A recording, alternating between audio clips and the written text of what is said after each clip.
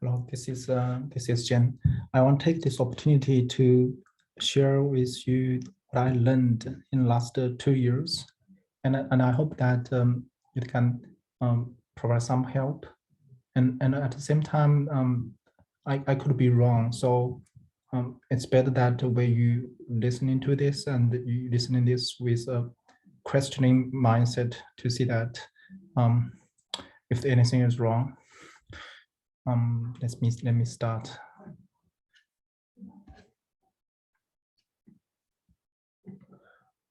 Okay. So the first thing what I call is API first design. I think it has two levels. The first level is you want to get something done and there's collaboration between teams. And for example, you want to do some maintenance and you send an email to the team saying that I need to do maintenance, so please stop change. And when you finish, that's another email exchange to coordinate the work. But the API first design is it is actually the interaction between APIs instead of the interaction between people. Well, that's the first level. It's pretty easy and straightforward. But what I really want to emphasize is, and also that's what I learned, is a second level. Second level is like this. So suppose you want to collaborate with one team and let's say a person, and you talk with this person. And when you talk with this person, there will be some of the considerations that you two need to think about during the interaction. For example, take the monthly patching as example. So let me say that IE team talk to DI team, and the IE team actually care about two factors, right? At least two factors. One is we do not want ATB. The other is we are under pressure of finish this within 1 month. And when you talk with the data infrastructure team, they also care a lot about availability. So this one is aligned. But about the time restriction, I put a question mark there. And also, I see the situation that when we are dealing with the monthly patching with Pronto team, and we all wrap the batch team, the patching team will see that, okay, what is the motivation and engagement from that Pronto team or wrap the batch team? They want higher engagement. Let's say, for example, 1 to 10. Instead of 6 or 7, they want 10, right? They want to say that, okay, every morning when the Pronto team or wrap the batch team wake up, they are thinking the same thing that we are thinking, how to get to the monthly patch. So that's the expectation and the factors you think about during the people interaction. And the API first design is you need to, when you design the API, the API need to reflect those factors during people interaction. For example, if I care about availability, then what is the thing in this API reflect availability, right? If I care about the time, what is the factors, the fields in that contract reflect the time?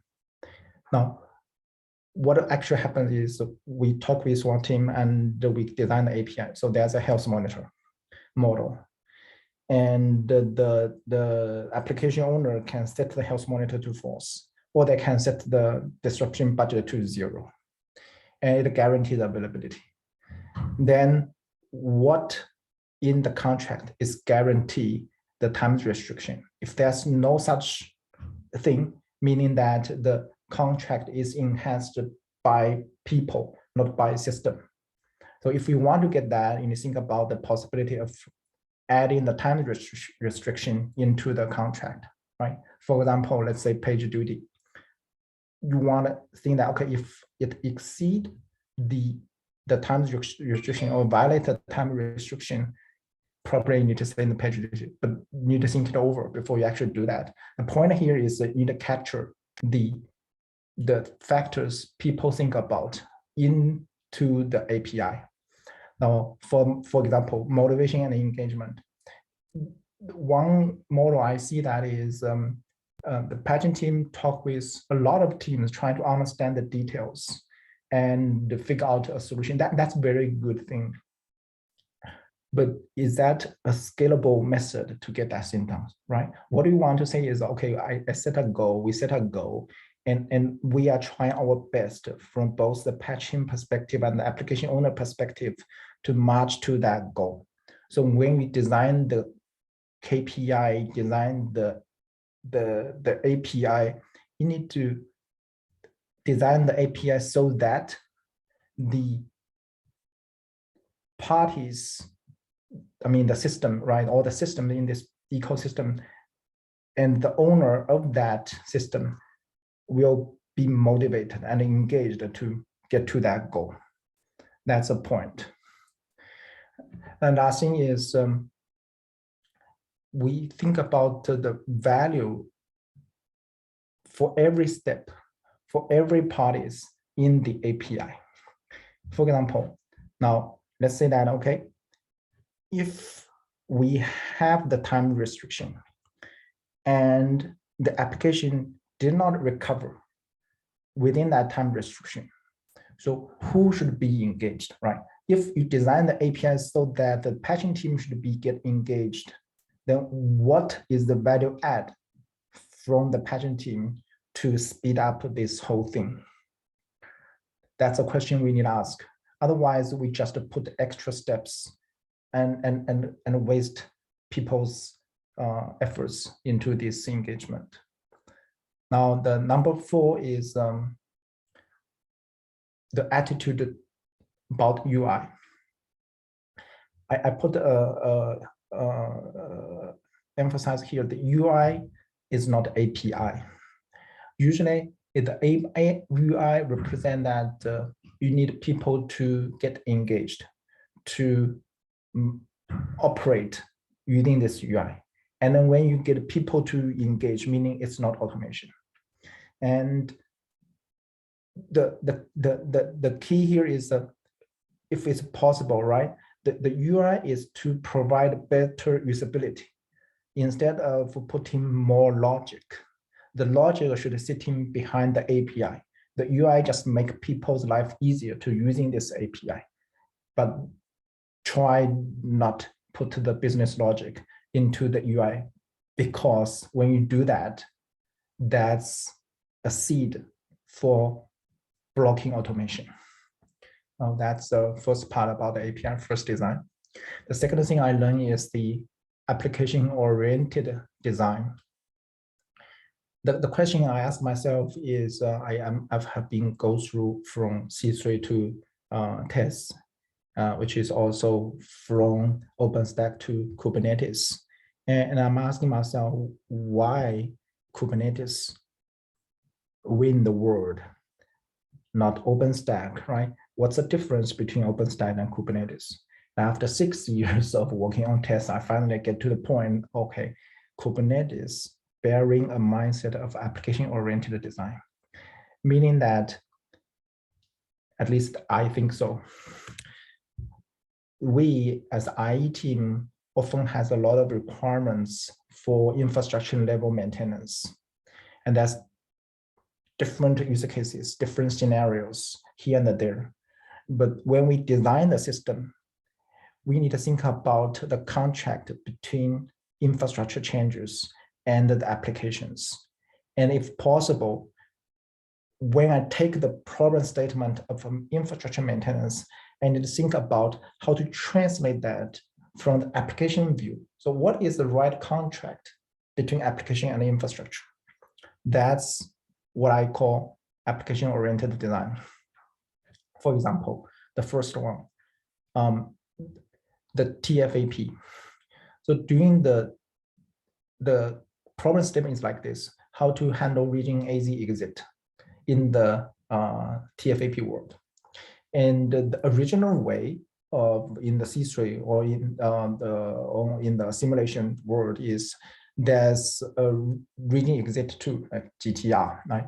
Then GTR collect all the VIPs get impacted, and put all these VIPs into a single payload of LBMS core and get the job done.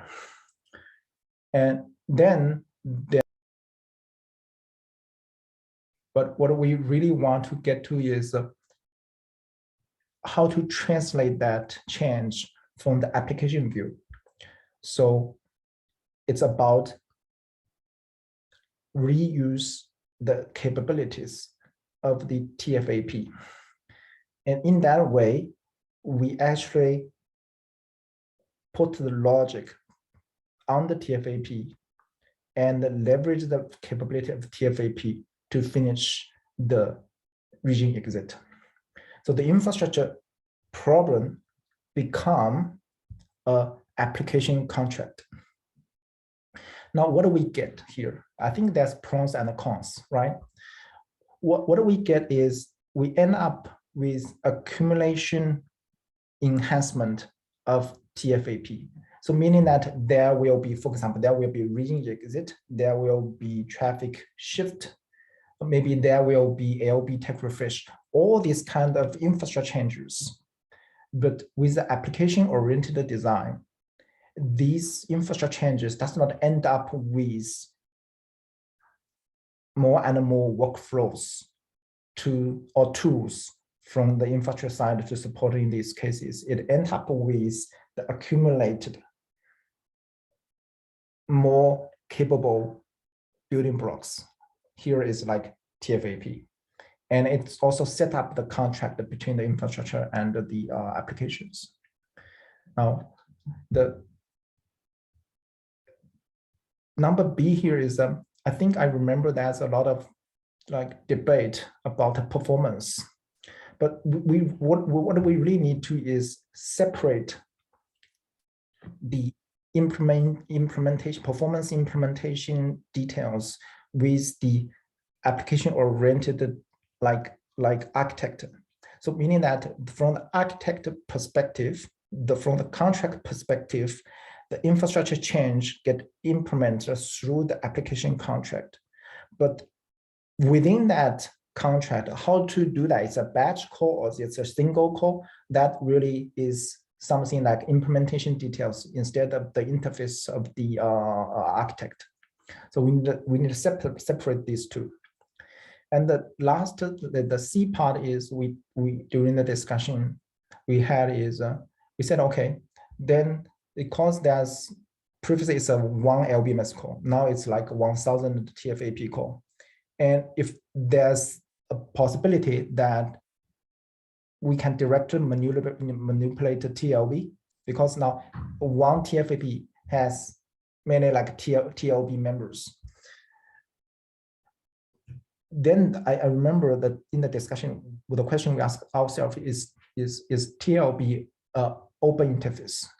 If the answer is yes, then the high order controller can operate both the TFAP and the TLB interfaces. What we need to make sure is when we operate TFAP and the TLB interface at the same time, we need to make sure that the coordination between these two is not in conflict. That's all. The second example is a rack by rack node patching. So we say that, okay, we have a rack by rack, we have node by node. Maybe someday later we have AZ by AZ. But how to do the things? Should we like in our patching controller, we implement 3 different controllers, or we have 3 different flows, one for node by node, another for like rack by rack and AZ by AZ? It's not the case. What we need to think about is, okay, it's the same thing. From the infrastructure perspective, we want to provide the capability of rack by rack. Then, in order to get to that, what is the contract? From the application perspective, you need to translate the infrastructure requirements to the application contracts. Okay, the answer is pretty clear, right? We have the rack by rack and the affinity. That's a contract from the application perspective. So as long as you abstract those things from application perspective, then you can derive into different infrastructure user cases. That's the key. And the second thing is, okay, there's also a debate between like who should initiate the patching. like in Hadoop, it's accumulate workload. It's Hadoop initiate the patching, or the test initiate the patching and let the Hadoop as application to adapt to that? The answer is pretty clear, right? The right end goal of the contract should be the later one. But in reality, actually now it's not that case, because there's like time pressure that as a company, as an organization, we need to deliver that goal. And with that time restriction, we are not able to finish that in this time frame. But I think it's two different questions. One is, okay, what's the right architecture, or what's the right direction we want to evolve ourselves into? The second thing is we have the like time pressure and how to do the compromise to evolve into the end goal, while that we can meet the urgent business needs. The last thing is I want to call it is like this. I think at that time, the patching team come up say that, okay, there's a disruption budget, but in order to speed up the patching, we needed the federated disruption budget, because the application is federated. Then several days later, I see that the BP, and I noted that they changed the name from the federated to application. At that time, if it's like 2 or 3 years ago, I would think that, okay, that's just a name change. But after all this learning, I kind of feel that it represents a mindset shift, meaning that, okay, application disruption budget is an indication that when we design the system, we always carry the mindset of the application contract. That's the key. The third one, I don't want to go detail about that, but just when we do the, we want to do the utilization, to make a better utilization of the cloud resources. And in the community, we have like VPA, HPA. And the first concept the team comes up with is VNA, what we call is a vertical node autoscale. It's basically trying to change the CPU memory reported from the node. So the scheduler will think that the node has more CPU slot and memory slot as long as the utilization is not that high. But later on, that proposal is paused. And here, I don't want to judge which one is correct or wrong. I just put the how we look at this, right? It's the same thing as a number 2, the Hadoop node patching. The mindset is similar. So what we want to get to is infrastructure request that we want better utilization as the cloud. And we want to translate that into the application contract. The VNA is not the application contract, it's the infrastructure contract. VPA and HPA is application contract. And if we did it right, what we end up is we have a very good application profiling can instruct us to do a better job of VPA and HPA. But that solution costs more time. VNA is a way for us, because we have some of the knowledges back in C3 times when we do the oversubscription. So VNA is a way to quickly get to the business result. But the end goal is like shifted to the application-oriented design. Okay, that's my learning about the application-oriented design. There's a continuous slide. Actually, this is a question that we actually face. We have several rounds of debate, right? The FE team, the front-end team, is doing a lot of traffic migration tasks, or V3 to Raptor traffic migration, the assimilation of C3 to container PDLC migration. And doing that migration, there's a very key capability, which is to verify the traffic is health, the application is health. And the way we do that is we actually have the VIP level comparison. So meaning that, okay, you shift the traffic from the old VIP to the new VIP. I need to care about, for example, the error count, the latency, many of the things, even especially the configuration thing, because here the thing, when the front end doing the traffic migration, and if the issue already happens, then it's already impacting, right? So what they do is besides checking the runtime matrix, they also want to check the configurations between hardware load balancer and the software load balancer, right? So that's what we call the BIP level traffic comparison and the configure diff. Now, here's the thing. When I look at that is, and I see the scope, right, is okay, if I need to do the config diff, then I need to be able to pass the config. So meaning that we need to do a config pass for the hardware load balancer, then we need to do the config pass for the UFIS. And later on, we need to have the config pass for the S2. And every time we have a new provider, we end up with putting a new like config passer.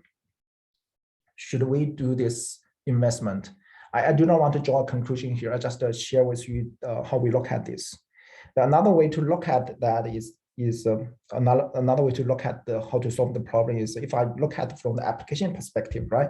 The application is not directly binding with, I mean, the application health matrix is not directly binding with the load balancer providers, right?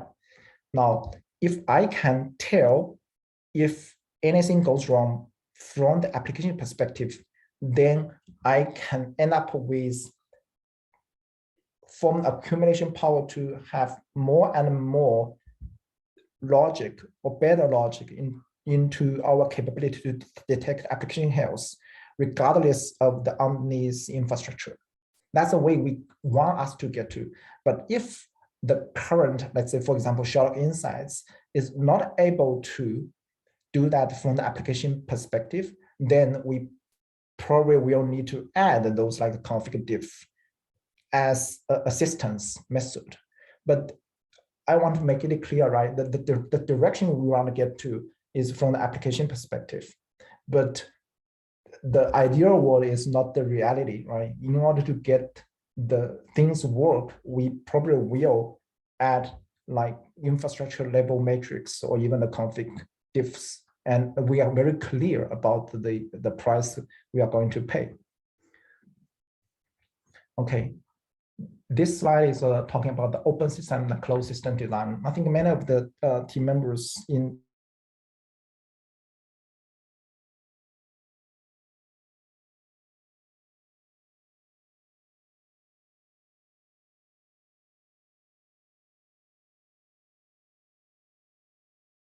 kind of feel like at the very beginning, we are very proud and we even changed our team's name to end-to-end. I still think that's a good culture. But my boss gave me a feedback saying that you need to do things smarter, right? And I after I realized that I'm looking at that every time, like I feel that there's an incident and we attend those post-mortem meeting or RCA meeting, it is mostly the case that Zebra team will get a lot of to do. And then why? Because I answer is the Zebra system is not an open system. It's like we are sitting in the critical path and we are not open system. So because of that, it's a natural result that a lot of things will end up in Zebra's seat. And we do not have that many bandwidths. So we have a lot of to do in our queue, in our backlog. But how to do that better, right? How to do that better? How to do that better? The natural or the ideal situation I want us to sit into is like this. So when we design the system, we have all these requirements and we are thinking about what is basic like building blocks, or here is a low order APIs that we want to provide. And because we have those building blocks, meaning that either we or our customer has the flexibility to assemble these low-level APIs to fulfill their needs. And if we can summarize a pattern, then we can provide a high-order API by assembling some of the low-order API together and provide a high-order API specifically for a given pattern. And if you get that is it's very good situation here. Look at this. So we will never put ourselves, or we have a less chance to put ourselves into a bottleneck position to blocking people, right? Because people are free to assemble the low order APIs themselves.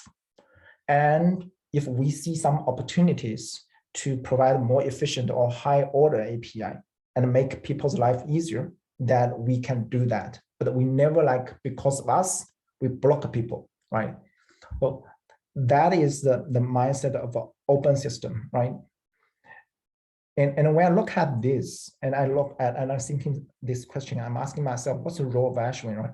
And I finally realized that his one major responsibility of Ashwin is look at all the use cases of cloud and foresee the future use case of the cloud, and not thinking about the problem of like use case perspective. You need to think about what kind of building blocks that the cloud team need to provide and has the best chance to form accumulation power and make the whole world more efficient. That's the key. Now, let's look at the traffic migration, right? I just talked about this in the previous slide. I look at this. So front-end team need to do the V3 to Raptor migration. Then probably the container PDLC migration, and any kind of or UFIS public VIP migration, a lot of like migrations. And if you look at the situation, the front-end team has been put into a position of provide solutions, the end-to-end solutions. But what we really want to get us into is we do not want us to be like a lot of team like be blocked by the front-end team. Depends on front team to do the traffic migration, right? What we want to is how we can enable people to be more efficient, right? Meaning that if front-end team can do it, have the bandwidth to do that, it's cool, it's okay. And what if front-end team does not have enough bandwidth to do that? It's still okay because the front-end team has provided the key capabilities as the service so people can use. That's the direction we want to get to. Then what is the key? One of the key is the traffic health or application health verification, especially the traffic health verification. If front-end team can provide the traffic health as a service, then a lot of teams can leverage core competence, core capabilities to do the traffic migration themselves. Similar mindset applies to the Cloud Console UI cases. We have a Cloud Console team, and this team is busy with fulfill different UI requirements from different teams, right? Finish one UI case, another UI case come, another UI case come, and the Cloud Console team is very busy, and all the other team feels that they want the Cloud Console team to deliver this UI faster and early. Now, so I put 3 levels here, right? The first level is like 2 or 3 years ago. We deliver the use case, similar like the front-end team deliver the traffic migration end-to-end cases. Level 2 is a level up upon level 1, which is we deliver the building capabilities to deliver the use cases, right? Like a front-end team deliver the traffic health verification as a service, and the Cloud Console team will deliver the wizard like model-driven UI auto-generator.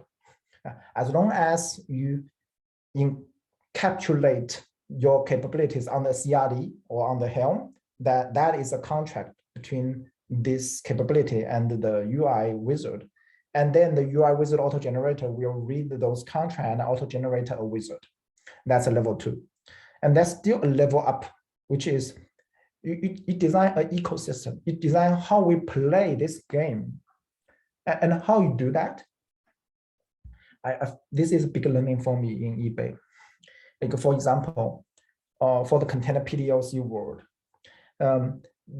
we have test networking team, and we have SE tools team, we have Raptor team, and you need as an architect or tech lead, you need to think about this. So okay, these 3 teams need to work together to deliver this.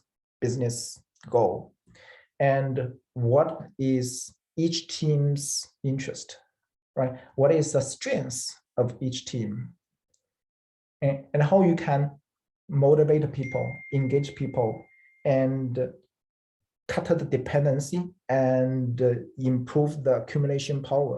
All these kind of considerations, just like what I mentioned in the API first design slide, all these considerations, you think about that. And then you are not talking the language of this kind of factor. You are translate these kind of considerations into architect. So you speak the language of architect. You design the product using the architect competence to design this thing. You divide the components, already thinking about this, and you drive to the implementation. There's another name I call it, which I call is what I call it the reverse of Conway's law. It's not like the Conway's law. The Conway's law is the organization decide how we design the product. And what we want to get to is what's the right product, and considering the people factors as well. And then you move to that. It's a reverse of Conway's law. So that's a third part. The next one, velocity and speed. Here's the thing. I give 3 examples here, right? Several years ago, we did a big project called TechRefresh. And recently, I see that the tests need to become 31, 32, and 33. And here's what I see. We spend a lot of time trying to deliver the business requirements, meaning that we need to exit Phoenix data center. We need to finish the TechRefresh. We need to become 31, 32, and 33. And we have the monthly site-wide upgrade. And every month, we receive emails saying that you need to do this. But after we do all this invest, after our team members spend efforts, what is the key capabilities get improved? That's a question. What if we do it again? Like we do the TechRefresh several years ago, we do the TechRefresh this year. Is it become more efficient? And for example, test 31 decommission, we send an email to our VIP owners. We say that, okay, you need to remove your VIP or migrate your VIP from 31 to 130. And what if several years later, we want to become 130 again? And should we send the email to the VIP owner again saying that you need to spend efforts to do the migration, right? So that is a question we are asking ourselves from both the people competence perspective and the products competence perspective. Is there any lift? That's I think if you vary in this mindset, you will get to a totally different conclusion, right? For example, the TechRefresh, then we will think about, can I leverage TechRefresh as an opportunity to set up the right contract between applications and the infrastructures? And doing the test 31, 32, 33 decommission, I'm asking myself, can I leverage this opportunity to convince these application owners to move to TFAP? So later on decommission will just be like access point adding and remove, even better, which is does not need them to do this thing. Right? For the site-wide upgrade, that's why the framework team comes up with like self-service. All those kind of thinkings is carrying this same mindset. Okay, this slide is also pretty like important for me, or what I call maybe it's a Chinglish I put here. What I call is a problem eliminating mindset. Why I call it problem eliminating? Because I usually carry the mindset of problem reduction or problem improvement mindset. Now, I want to give myself a chance to think about, besides improve, can I eliminate this problem? I give several example here, right? This year we have a cybersecurity reduction program. And if you look at that program, there's a track called password list. And in order to get to the password list, we are thinking about like leveraging short-lived certificate. to get to this password list, right?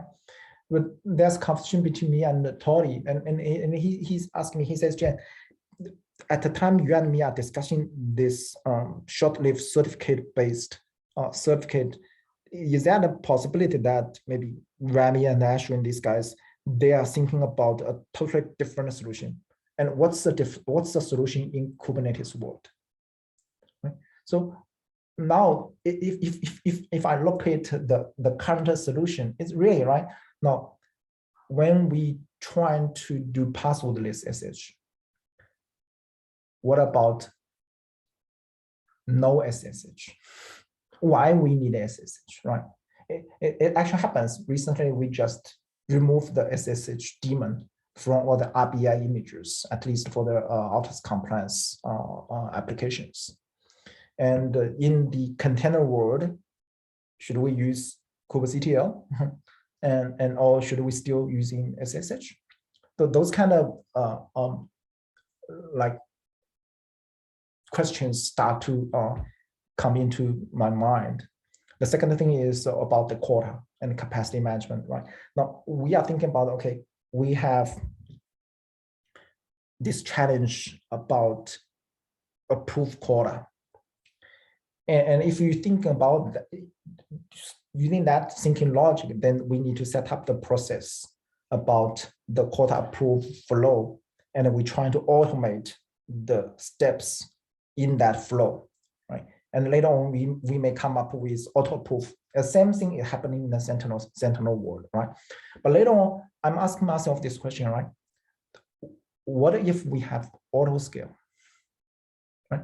Now, John asked me this question. He says, Jen, every time a domain team come to capacity team and ask him for more capacity, and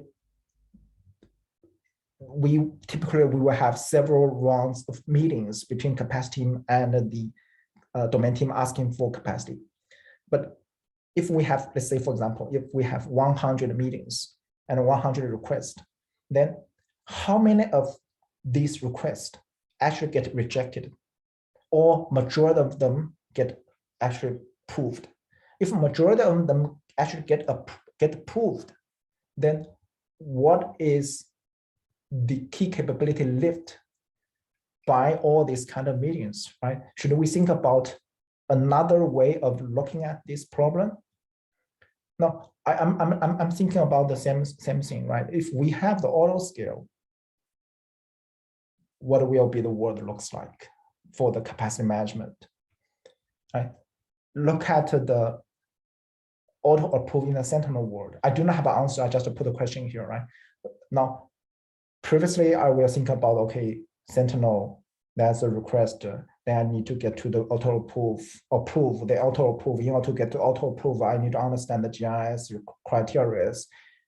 Is there a better way to do this thing? That's a question I ask myself. Right? The third thing is also very similar. We have a request from GIS and security say that we want a TLS end-to-end, right? In order to get to TLS, in order for us to get TLS end-to-end, we think about the different solutions, right? And it has a cost. But that's one day I come into Rami's staff meeting and there's a discussion there saying that tokenization. At that time, I do not know what tokenization is. But later on, I think Ashwin A and Rami explained that to me. I said, okay, why we need TLS end-to-end? Because there's sensitive informations in the payload. And in order to make sure that the sensitive information is secure, we need to secure the whole core chain. But really look at the payload, right? The payload, maybe that's 1K or 2K bytes of the payload, but the sensitive information, for example, the social security number or the credit card number, it's several bytes. And what if we, before we send the payload into the core chain, we encapsulate or encrypt these several bytes into a token. And then we do not do TLS end-to-end in the whole call chain. And in the targeted pool, we turn the token back to the sensitive information. Then we do not need this TLS end-to-end, and we probably stand a chance to save a lot of CPU cycles to solve this problem. Right? That's I think for me that's a very good thing to realize this.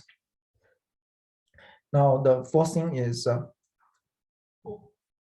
when we giving migration, like I talk a lot about migration, right? We giving a migration task. What's the first thing to ask?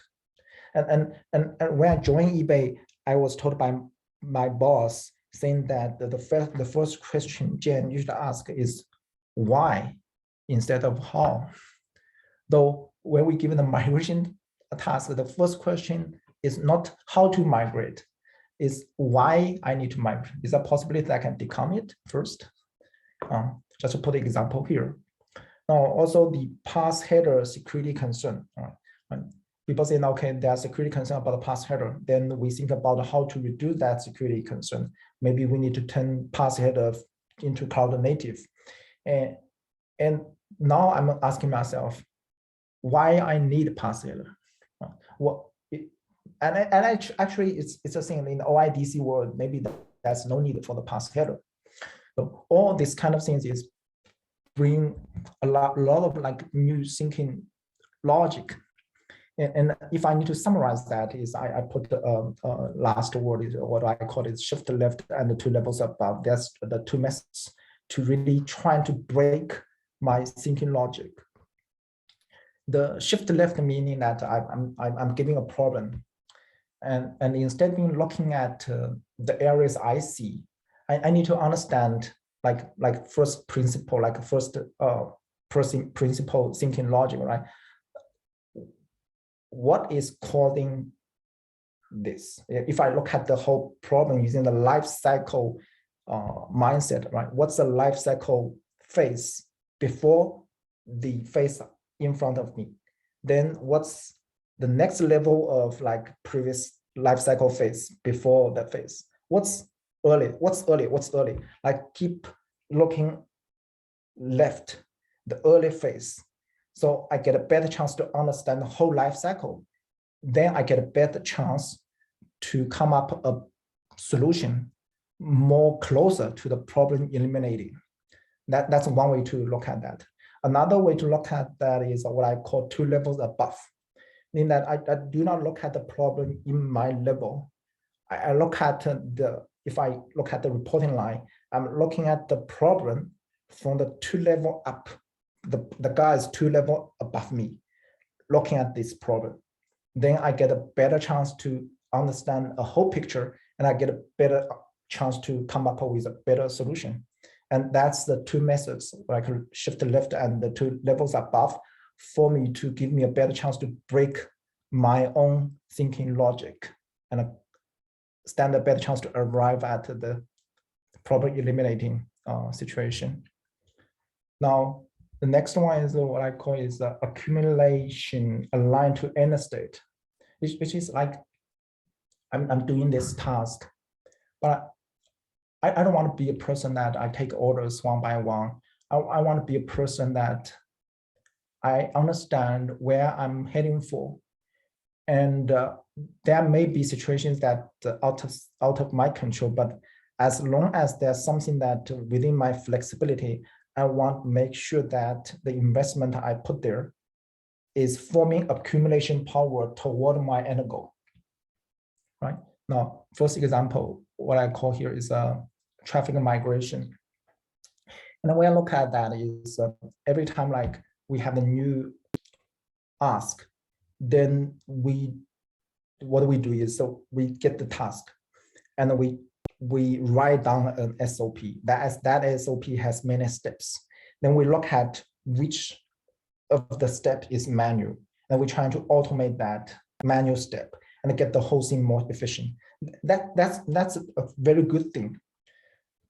However, I'm asking myself, right, Now the next task comes, the next and the next task come.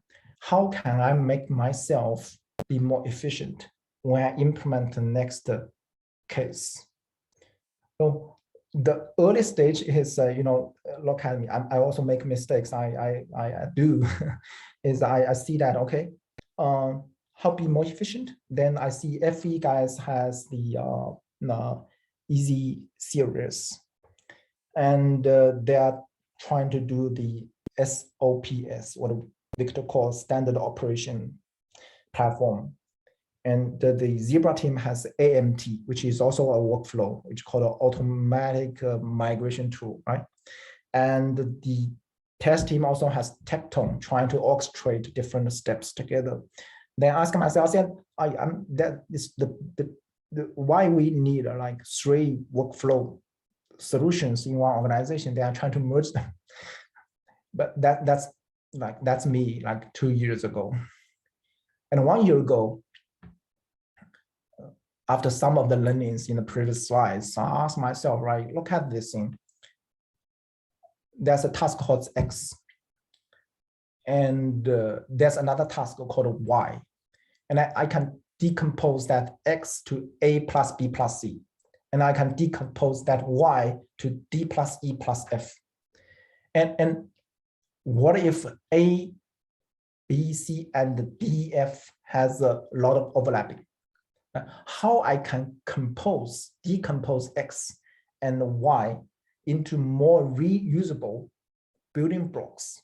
So every user case, every new task arrive into this organization, besides deliver that requirement, we end up with accumulation power to be more enhanced to these basic building blocks. So the next time I get a new task, I will be much more efficient to assemble these building blocks to service that goal.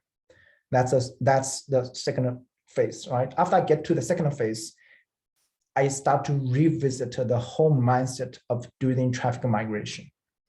Right? So there's a link here called network models and controllers. And you know what? It's very interesting. After we change that goal, I think Eric comes to me and show me like 3 iterations of the blueprint. And several weeks later, I see the proposal from Srikant and Venkata. And although there's a small difference, but it's very clear. You look at these 2 BP, you will know that they are already bearing the same mindset, which is from the workflow to the building blocks. And I'll use the same thing, like thinking about the capacity management automation. If you are interested, you can take a look at of that document. We have AIM, TFAP, ATC, a lot of things, right? And we have the tech refresh, node tech refresh, LB tech refresh, AZ ramp up, and all those things like LB tech refresh, node tech refresh, AZ ramp up, auto scale, they are user cases. And the way we thinking about how to solving that problem is trying to decompose these user cases into reusable building blocks. That's the mindset behind. And second thing is application group audit and IDM. So there's a request from the GIS saying that we need to provide a quarterly audit for applications and groups. And how we do that is we know that what is the end goal. Should the cloud team come up with separate solutions, right? Then it's very clear the end goal is moving to IDM. Now, the first thing comes into my mind is how we can work together with IDM team to deliver this, right? So IDM team set up the right technical solution, and if there's resource issue, then cloud should make a contribution. That's my thing. But it turns out that it's not always the case that you can put more people there. You end up with faster delivery. It's not always the case there. So the decision is, okay, cloud team need to get a temporary solution. Then if it's a temporary solution, then the question for me is like, how can I design the temporary solution with a minimum investment, but just meeting the requirement, right? It's a whole different logic to solve that problem because it's not aligned with the end goal. Now, the third one, how to better understand the end status, right? It's easy to say that you need to get to understand the end status, but how to get there? For example, it costs me a lot of time trying to understand the relationship between L4 microsegmentation, L7 microsegmentation, IDM, trust fabric, those kind of things related with segmentation, security enhancement stuff. And also now we have a Selim, all this kind of stuff, right? Now, the way I try to get to that is do not be shy, right? So you talk with the senior people in this organization, like the two Ashwin, right? Or GIS, and reading the book of PCI and PCI. Although typically they're pretty abstract, but do not give up. It's meaning that you already told yourself you want to understand that. And you talk with, just do not stop there. Do not stop there. You talk with one person and you still feel that you are not clear. You talk to another person. Give yourself more time, but do not stop. And believe me, several times later, maybe it's weeks or months, you will get there, but do not stop. I kind of feel I get a much better understanding of that situation now. The second thing is learn from people. And when I say learn from people, that's the trick here, is usually we will say learn from the people who are more senior than you, more smarter than you. I'm not carry these concepts anymore. I think that every people say that there's a concrete person in front of me, and 1 to 10, there's 3 out of 10 of that person. That 30% is better than me. Then I should just focus on the 30% of things that he's better than me instead of the 70% that I'm better.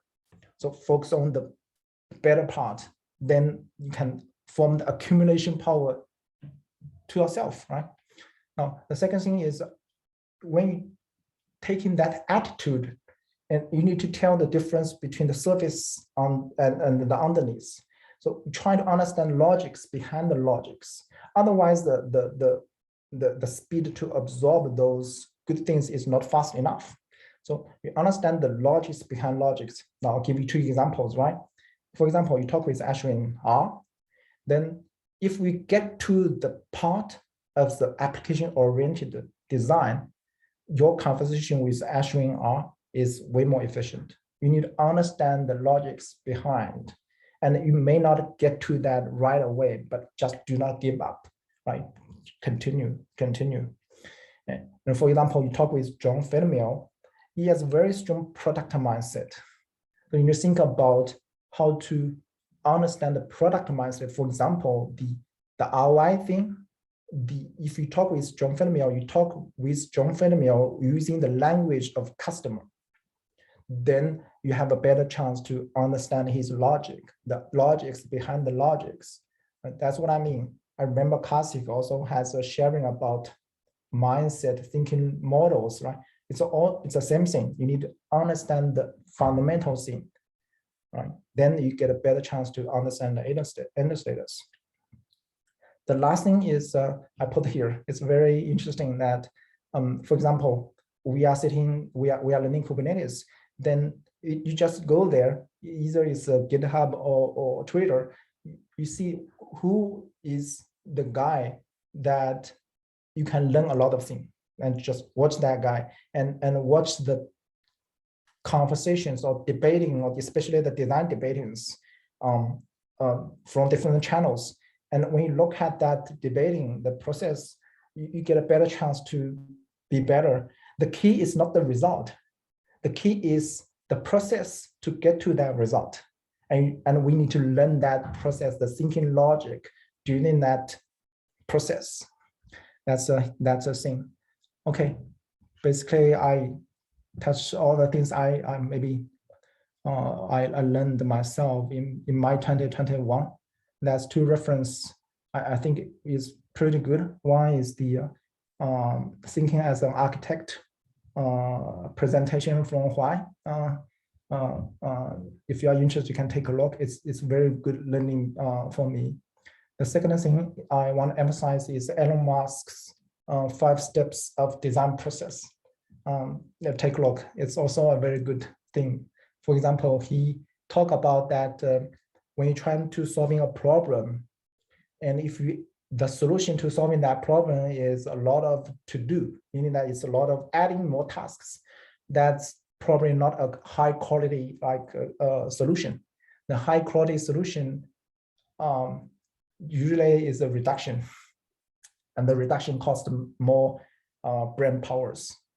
Okay, I stop here, and as I mentioned at the very beginning that I probably will be wrong. I do not want to misleading our team members. I think the right culture in this organization is sharing, right? I share what I learn, and if you think anything is not right, feel free to send me emails and correct me. I mean it will be a very good opportunity for me to improve. And I want to thanks for your time to take this hour to listen to what I say. Okay, see you. Bye.